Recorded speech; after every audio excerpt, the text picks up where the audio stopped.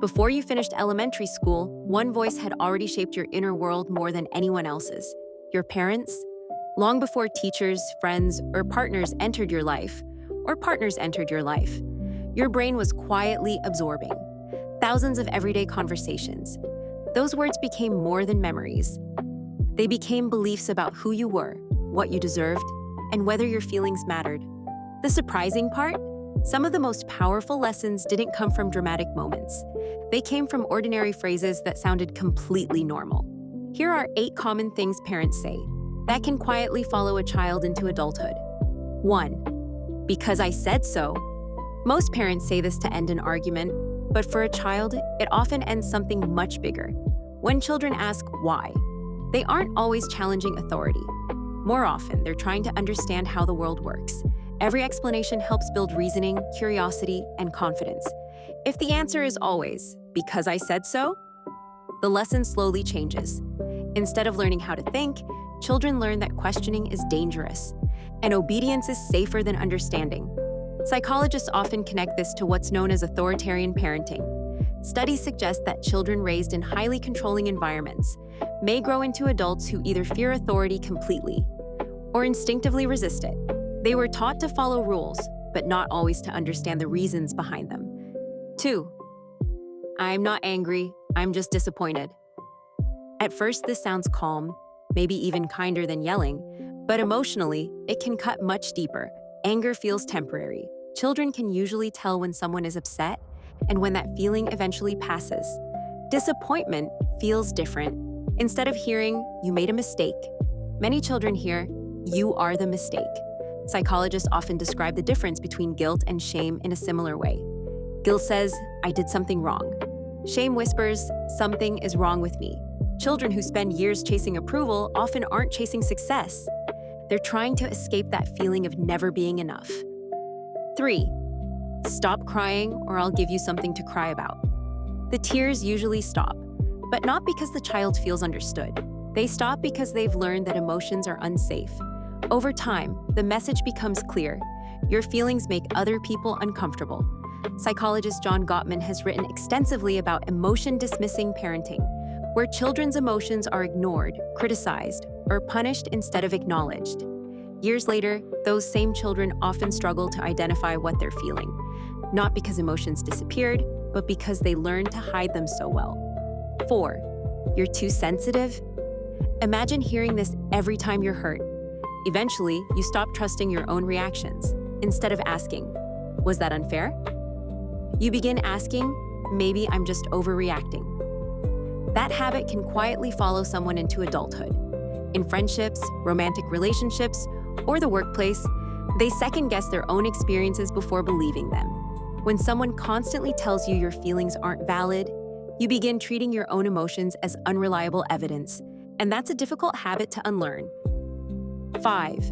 Why can't you be more like your brother, or your sister, cousin, or the neighbor's kid? Comparison rarely inspires confidence. Instead, it teaches children that love has rankings. That approval is earned by outperforming someone else. Psychologist Carl Rogers described this idea as conditional positive regard, receiving acceptance only when certain expectations are met. Children raised this way often become adults who can't celebrate their own achievements because they're always looking around to see who's doing better.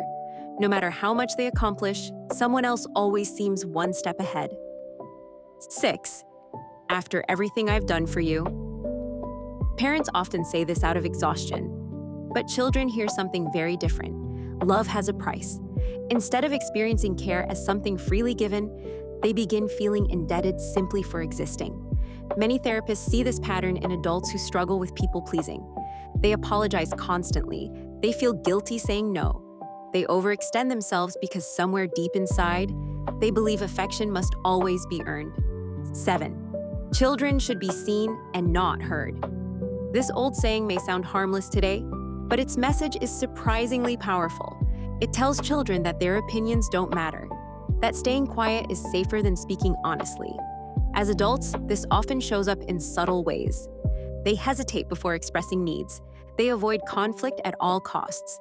Or they keep everything inside until years of silence finally spill out all at once.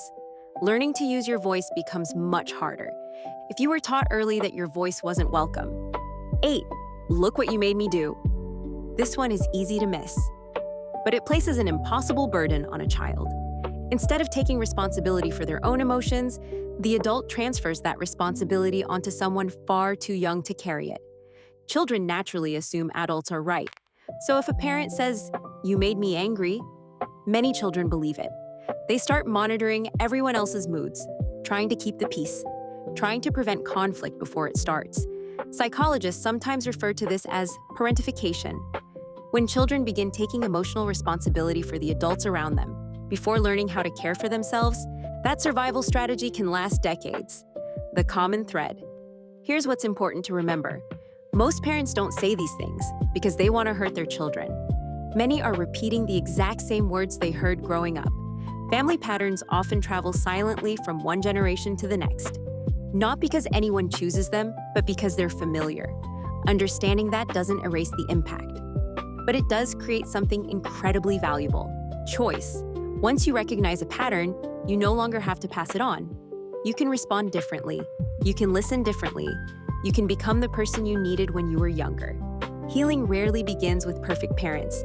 It begins with awareness, so if one, or several, of these phrases sounded painfully familiar, don't see them as proof that something is wrong with you. See them as clues that explain why certain situations trigger you, why setting boundaries feels difficult, why you're still searching for approval you never fully received. The stories we inherit don't have to be the stories we continue. And sometimes, changing your future begins by recognizing the words that quietly shaped your past.